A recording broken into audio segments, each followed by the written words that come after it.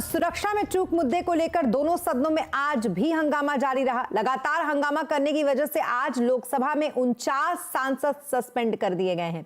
इस तरीके से अब तक जो सस्पेंड किए गए सांसद हैं, इनकी संख्या 141 हो चुकी है, जो अब तक बाहर हो चुके हैं। इस पर विपक्षी सांसदों का क्या कुछ कहना है, पहले वो आपको सुनवाते हैं। In a single word, I can say that it is nothing but an anarchy being played inside the parliament. Anarchy being played inside the parliament. They don't have even an iota of faith upon the parliamentary system in our country. So that is why it is nothing but an anarchy inside the parliament. BJP से ये पूछना चाहिए कि BJP लोकतंत्र का मंदिर बोलती है। हम सब जितने भी सांसद इस सदन में रहे हैं, समय समय पे अपने भाषणों में लोकतंत्र का मंदिर कहा है। अब ये किस मुंह से लोकतंत्र का मंदिर कहेंगे जब विपक्ष को इस तरीके से बाहर कर देंगे। ये शुरुआत है अपनी मनमानी चीजें करने की। मेरे पास तो कोई शब्द नहीं है। क्या सोच के ये नया संसद बनाया जे इसको लोकतंत्र का कब्रिस्तान बनाना है। जो पार्टी खुद कहती थी, जेटली जी, सुषमा जी खुद कहते थे कि disruption is a part of dissent. अब जब कुछ चीज़ की चर्चा करना चाहते हैं और सुनवाई नहीं कर रही है सत्ता पक्ष, तो फिर शोर मचाने के अलावा हल क्या है। अब आपने सारे विपक्ष को निकाल के बाहर फेंक दिया। ये विपक्षी सांसदों का रिएक्शन आपने सुना और संसद की इस पूरी कार्रवाई को समझने के लिए चलते हैं। लक्ष्मण राव जी इस वक्त हमारे साथ हैं, उनके पास। लक्ष्मण जी, आज भी विपक्षी सांसदों पर कड़ा एक्शन हुआ है लोकसभा राज्यसभा दिनों में, तो विपक्षी सांसद काफी कम अब बचे होंगे, और क्या इन सब के बीच कोई अहम बिल अगर पास हो पाए, दिल्ली की अवैध कॉलोनी से जुड़ी बिल पारित हो या किसी भी इस तरीके का बिल? देखिए, दरअसल वाकई आपने सही कहा कि अब इतने सारे सांसद 141 सांसदों के निलंबन के बाद बहुत कम संख्या विपक्षी सांसदों की बची है। अगर आप लोकसभा की बात करें तो इंडिया गठबंधन के बाद करीब 133 सांसद हैं। अब इंडिया गठबंधन के 133 सांसद जो लोकसभा में हैं, उसमें से देखें तो अब मुश्किल से 38 सांसद बचे हैं 3 दिनों के सस्पेंड होने के बाद। अगर राज्यसभा की बात करें तो वहां भी इंडिया गठबंधन के कुल 95 सांसद थे, और निलंबन होने के बाद जो 15 और 18 तारीख को निलंबित हुए, उसके बाद कुल 48 सांसद बचे हैं। तो विपक्षी सांसदों की संख्या कम हो गई, और शायद यही वजह है कि आज सुबह तो काफी हंगामा रहा, और जो बचे हुए सांसद थे वो भी प्ले कार्ड लेकर के वेल तक पहुंच गए और काफी आक्रामक तेवर में दिखे। जब उनको सस्पेंड कर दिया गया लोकसभा से 49 सांसदों को, तो 2 बजे के बाद कार्रवाई सुचारू तरीके से होती रही, क्योंकि विपक्षी सांसद उतनी संख्या में थे ही नहीं कि हल्ला कर सके। और जब कार्रवाई हुई सुचारू तरीके से, तो एक महत्वपूर्ण बिल यहाँ पे पारित हुआ। वो बिल था आपको नेशनल कैपिटल टेरिटरी को लेकर के, जिसमें दिल्ली में जो अवैध कॉलोनी है उनको रेगुलराइज करने का जो मास्टर प्लान था, उसकी समय सीमा खत्म हो रही थी। उस समय सीमा को 31 दिसंबर को खत्म हो रही थी, इसी महीने को। अब उसको 3 साल तक के लिए बढ़ा दिया गया है। अब 1 जनवरी 2024 से लेकर के 31 दिसंबर 2026 तक की समय सीमा कर दी गई है। तो अवैध कॉलोनी के लिए, दिल्ली के अवैध कॉलोनी में रहने वाले लोगों को एक बड़ी राहत मिली है। जीएसटी में ट्रिब्यूनल को लेकर के कुछ बदलाव किए गए थे, उसको भी उससे जुड़े हुए बिल को यहाँ पे मंजूरी मिल गई है। अब हो सकता है कि आज ही एक महत्वपूर्ण बिल है जो न्याय संहिता को लेकर के है, जो न्याय प्रक्रिया को बेहतर करने के लेकर के, वो भी आज लिस्टेड है। तो हो सकता है उसको ही पारित करने की कोशिश लोकसभा में की जाएगी। राज्यसभा में लगातार हंगामा जारी है, और इस हंगामे के बीच जो है सो यहाँ पे मुझे लगता है कि ये हंगामा कुछ क्षण तक जारी रहेगा। देखना है कि आज चल पाता है कि नहीं लोकसभा की कार्रवाई। जी, आप बने रहे हमारे साथ लक्ष्मण जी, आगे भी आपसे चर्चा करेंगे हम इस मामले पे, लेकिन उससे पहले बता दें कि आज संसद भवन में बीजेपी संसदीय दल की बैठक हुई है, जिसमें पीएम मोदी ने विपक्षी दलों पर बड़ा हमला बोला है। प्रधानमंत्री बीजेपी सांसदों को संबोधित करते हुए विपक्ष के व्यवहार पर उन्होंने दुख जताया। पीएम मोदी ने कहा कि विपक्ष के सांसदों का व्यवहार बहुत दुखी करने वाला है। इसके अलावा पीएम ने संसद की सुरक्षा में चूक मामले पर कहा कि लगता है कि संसद सुरक्षा चूक के आरोपियों को विपक्ष का समर्थन प्राप्त है। सूत्रों के मुताबिक इसके अलावा पीएम ने यह भी कहा कि विपक्ष ने यह ठान लिया है कि उनको यही रहना है, आगे नहीं जाना है। पार्लियामेंट इंसिडेंट के बारे में उन्होंने कहा, जो भी व्यक्ति डेमोक्रेसी में प्रजाप्रभुत्व में उनका विश्वास है, इसको घोर खंडन करना था।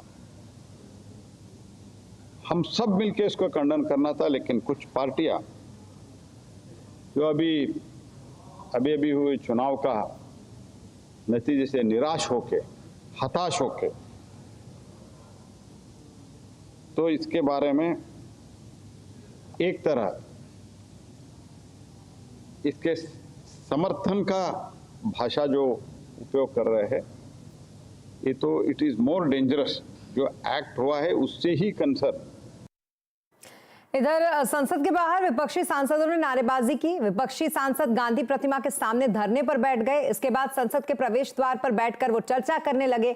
इस वक्त टीएमसी के सांसद कल्याण बैनर्जी ने राज्यसभा के सभापति जगदीप धनखड़ की मिमिक्री भी की। हालांकि बाद में धनखड़ को अपनी ये मिमिक्री बिल्कुल अच्छी नहीं लगी।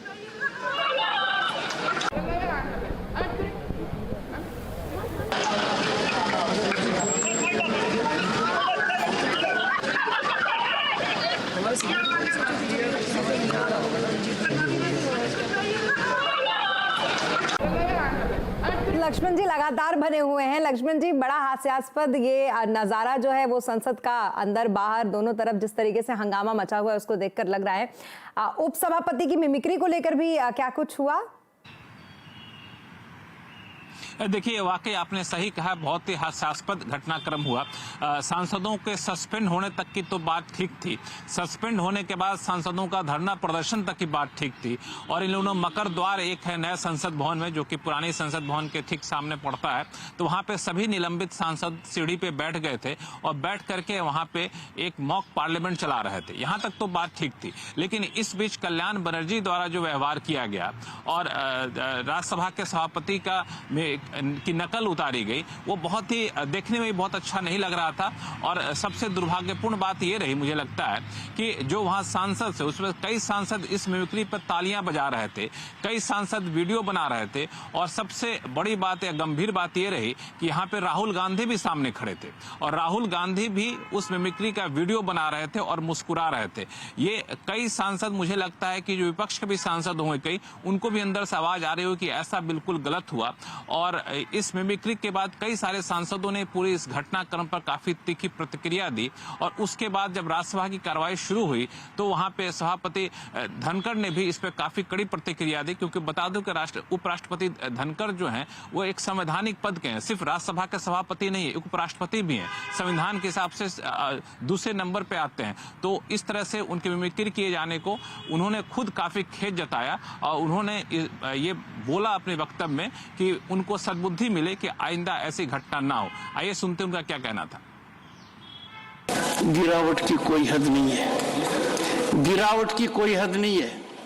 आपके एक बड़े नेता एक सांसद के असंसदीय व्यवहार को वीडियो कर रहे थे।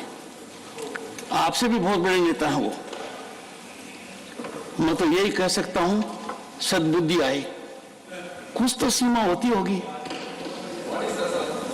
कुछ जगह तो बख्शो,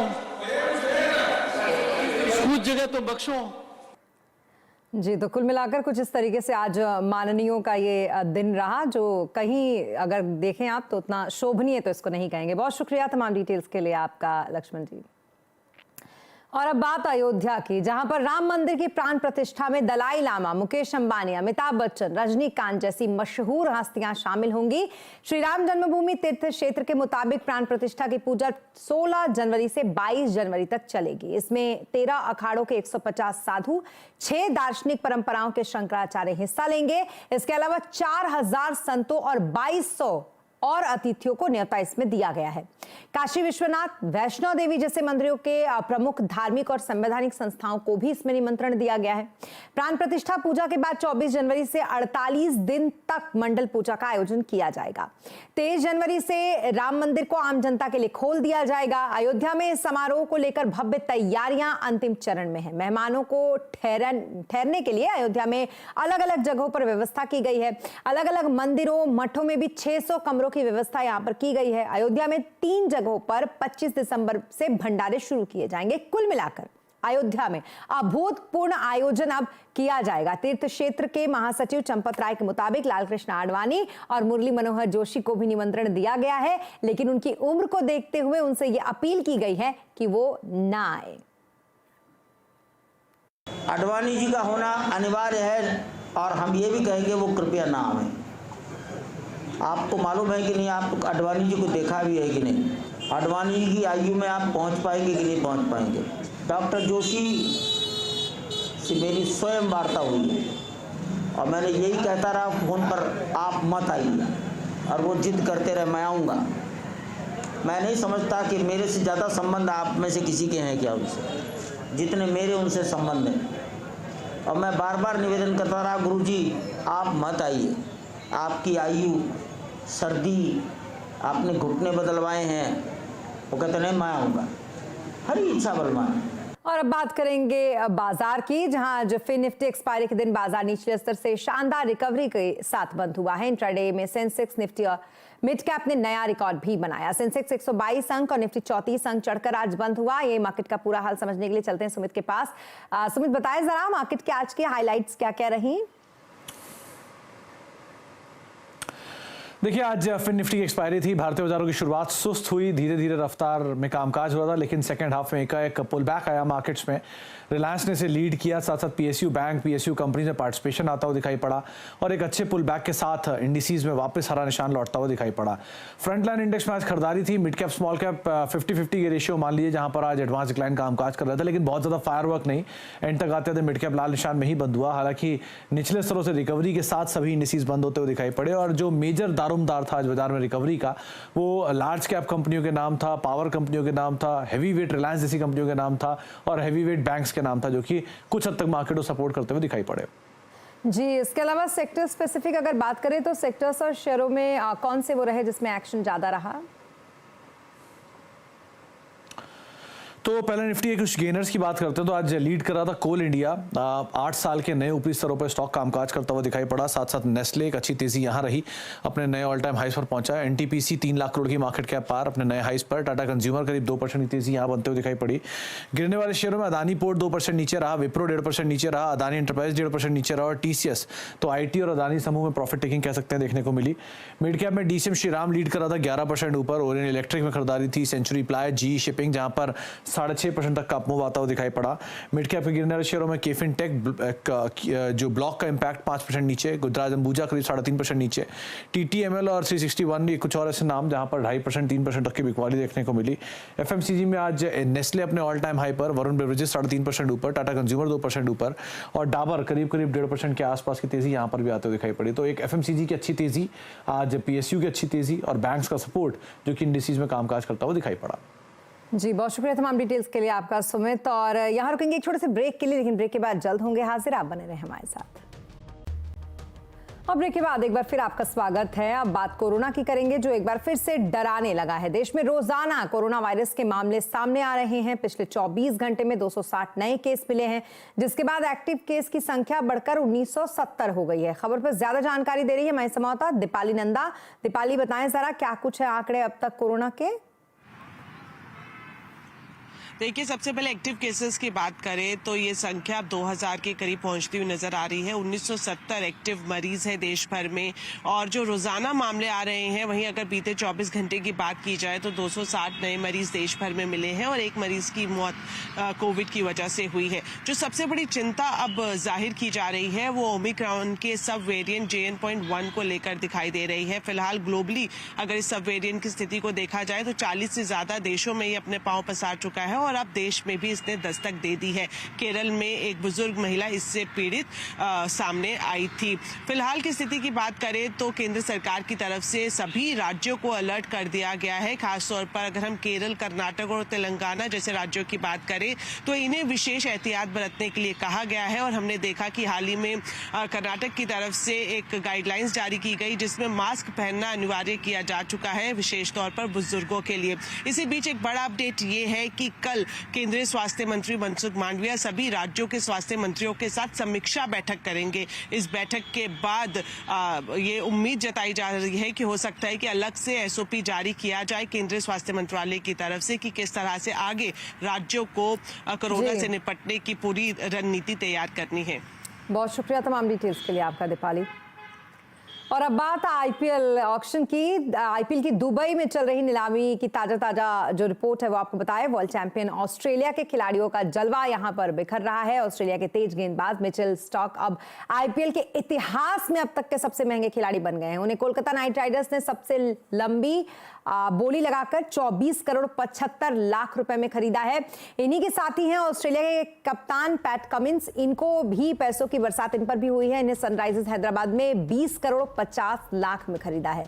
वर्ल्ड कप फाइनल में सेंचुरी लगाने वाले ट्रेविस हेड को सनराइजर्स ने 6 करोड़ 80 लाख में अपनी टीम में शामिल किया। इसके अलावा न्यूजीलैंड के बल्लेबाज डेरिल मिचेल को चेन्नई सुपर किंग्स ने 14 करोड़ में खरीदा। वेस्टइंडीज के रोमन पॉवेले के लिए राजस्थान रॉयल्स ने बाहें खोली और 7 करोड़ 40 लाख रुपए एक लंबी बोली उन पर लगाई है। आज की नीलामी में शार्दुल ठाकुर सबसे ज्यादा पैसे पाने वाले भारतीय खिलाड़ी बने हैं। उन्हें 12 करोड़ 75 लाख रुपए में पंजाब किंग्स ने खरीदा है। फिलहाल दुबई में ये बोली जारी है। आज की बोली में कुल 333 खिलाड़ियों के ऑक्शन के लिए उपलब्ध थे। इनमें से टीमों को 77 खिलाड़ियों को खरीदना है और कुल 100 करोड़ की रकम यहां खर्च होनी है। और इसी के साथ इस बुलेटिन में फिलहाल इतना ही, लेकिन खबरों पर लगातार अपडेट के लिए आप बने रहें सीएनबीसी आवाज के साथ। नमस्कार।